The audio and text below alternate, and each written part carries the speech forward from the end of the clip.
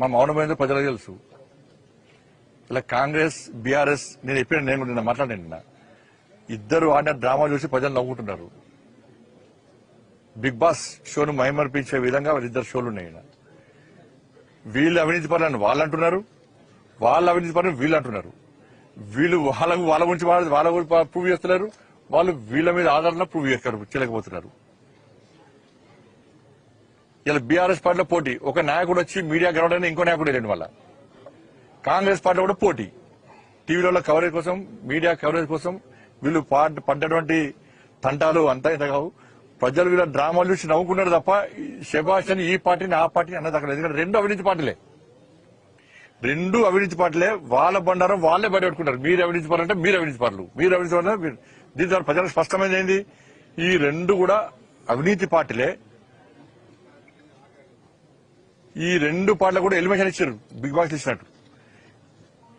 ఇవాళ double engine సర్కార్ రావాలి, తెలంగాణ రాష్ట్రంలో నీతి నిజాయితీవంతమైన పాలన సాగాలంటే, నిధులు రావాలంటే, అభివృద్ధి చెందాలంటే ఈసారి బీజేపీకి అవకాశం ఇద్దాం, డబుల్ ఇంజన్ సర్కార్ రావాలని చెప్పి ప్రజలందరూ మా వైపు ఉన్నారు. కాబట్టి ప్రజలు ఆ షోను చూసి ఎంజాయ్ చేస్తున్నారు. కాబట్టి మేము కూడా దాన్ని డిస్టర్బ్ చేయడానికి మేము కూడా చూస్తూ ఎంజాయ్ చేసినాం. మేము కూడా ఆ షో చూసి, బిగ్ బాస్ షో చూసి. కాబట్టి వాళ్ళ నిజాయితీ ఏదో అర్థమైంది. ఇవాళ రాష్ట్ర ముఖ్యమంత్రి ప్రశ్నిస్తున్నాను నేను. బీఆర్ఎస్ పార్టీ అధికారంలో ఉన్నప్పుడు, కాంగ్రెస్ పార్టీ అధికారం రాకముందు ఎన్నికల సమయంలో ఇదే రాష్ట్ర ముఖ్యమంత్రి గారు బీఆర్ఎస్ పార్టీ అవినీతి పాల్పడ్డది అని చెప్పి ఊకదంపుడు ఉపన్యాసం రాష్ట్ర ముఖ్యమంత్రి గారు ఇచ్చారు, మంత్రులు ఇచ్చారు. బీఆర్ఎస్ పార్టీ పాల్పడ్డ ఒక్క అవినీతి మీ బయటకు వస్తలేదు, నాకు అర్థం కాలే. ఒక్క అవినీతి, ఫోన్ ట్యాపింగ్ పొట్టు చేసిండ్రు. భార్యాభర్త నిన్నగాక మొన్న స్పీచ్ ఇచ్చిన ముఖ్యమంత్రి గారు భార్యాభర్తల ఫోన్లు కూడా విన్నారు అన్నారు. ఇవాళ ఆ సిట్టు విచారణ, ఫోన్ ట్యాపింగ్ సంబంధించి సిట్టు విచారణ ఏ విధంగా ఉందంటే టీవీ సీరియల్లకే సాగుతూనే ఉన్నది. వందల మందిని, వేల మందిని పిలుస్తున్నారు, విచారణ అంటున్నారు, టీవీలలో వస్తున్నది. మీరు విచారణ గిన్ని రోజుల నుంచి విచారణ చేసి గిన్ని వందల మందిని పిలిచి మీరు సాధించింది ఏంది? ఇంకెన్ని రోజులు విచారణ సాగిస్తారు? ఇది ఎన్ని రోజులు విచారణ సాగిస్తారు? ఇంత జరిగిన విచారణలో ఏం బయటపడ్డది? అప్పుడున్నటువంటి కాంగ్రెస్ పార్టీ, బీఆర్ఎస్ పార్టీ ఎమ్మెల్యేలు కూడా కేసీఆర్ కలిసి ఒప్పించి, సార్ నా ఏరియాలో ఫలానా నాయకుడు నన్ను ఇబ్బంది పెడుతున్నాడు, ఆయన కూడా ఫోన్ మనం వినాలని చెప్తే ఆ వ్యక్తులు ఫోన్ ట్యాపింగ్ జరిగింది. ఎమ్మెల్యేలు కూడా ఫోన్ ట్యాపింగ్ పాల్పడ్డారు, బీఆర్ఎస్ పార్టీ ఎమ్మెల్యేలు. ఇంత తతంగం జరిగింది. ముఖ్యమంత్రి గారే ఫోన్ ట్యాపింగ్ జరిగింది అంటున్నారు, ఆయన ఫోనే విన్నారంటున్నారు. మరి అటువంటి ముఖ్యమంత్రి గారు ఈ ఫోన్ ట్యాపింగ్ విషయంలో ఎందుకు శ్రద్ధ వహిస్తలేరు? ఇంకా ఎన్ని వేల మందిని పిలుస్తారు? ఎన్ని రోజులు ఈ సీరియల్ కొనసాగిస్తారు? దీని సమాప్తం ఎప్పుడు?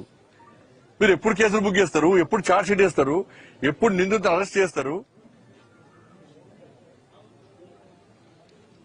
ఛార్జ్ షీట్ వేస్తారా? అసలు ముఖ్యమంత్రి గారు చెప్పాలి, ఫోన్ ట్యాపింగ్ విషయంలో మీరు వేసిన సిట్టు దానికి నిబద్ధత ఉందా? ఫస్ట్ అధికారులు మంచోళ్లే, కానీ అధికారులు ఫ్రీడమ్ ఇస్తలేరు.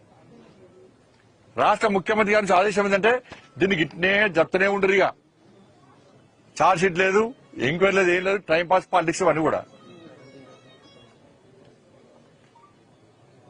దాని మీద రాష్ట్ర ముఖ్యమంత్రి స్పందించాలి. ఇలా ఇద్దరి మధ్యలో match fixing. Bharatiya Janata party strength అవుతున్నది. నితిన్ నబీన్ గారు తెలంగాణ రాష్ట్రంలో పయనించిన తర్వాత పార్టీ కార్యకర్తల ఇంకా జోష్ వచ్చింది. కార్యకర్తల సమావేశాలు పూర్తిసారి సక్సెస్ అయినాయి రామచంద్ర గారి నేతృత్వంలో. కాబట్టి భారతీయ జనతా పార్టీ చాప కింద నీళ్ళ పైకి వస్తున్నది. కాబట్టి భారతీయ జనతా పార్టీ రానియద్దని చెప్పి ఈ రెండు పార్టీలు కుమ్మక్కై ఈ డ్రామాలు ఆడుతున్నారు. మీ డ్రామాలను ప్రజలు గమనించారు, గుర్తించారు. మీ డ్రామాలు ఇక సాగని విషయాన్ని గుర్తించుకోవాలి. సీఎం గారు కూడా నితిన్ నబీన్ పర్యటన పైన కొన్ని కామెంట్లు చేశారు, మంత్రులు కూడా కామెంట్లు చేస్తూ బీజేపీ అధికారంలోకి రావడం చాలా తెలంగాణలో పెద్ద పెద్ద ఆశలు ఉన్నాయని చెప్పేసి కొన్ని కామెంట్ చేస్తారు. కాంగ్రెస్ పార్టీ దుబ్బాకలో డిపాజిట్ రాలే. కాంగ్రెస్ పార్టీకి దుబ్బాక ఎన్నికల్లో ఉప ఎన్నికల్లో డిపాజిట్ రాలే. హుజరాబాద్ ఉప ఎన్నికల్లో డిపాజిట్ రాలే కాంగ్రెస్ పార్టీకి.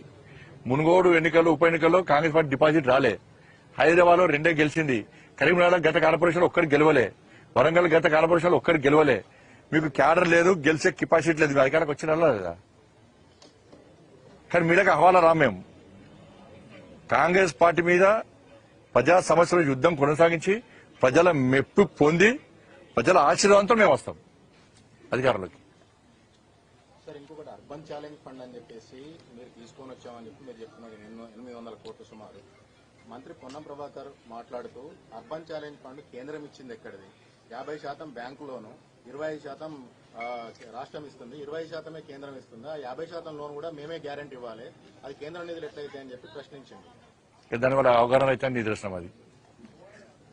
అర్బన్ రాష్ట్ర ప్రభుత్వం ఎందుకెళ్ళే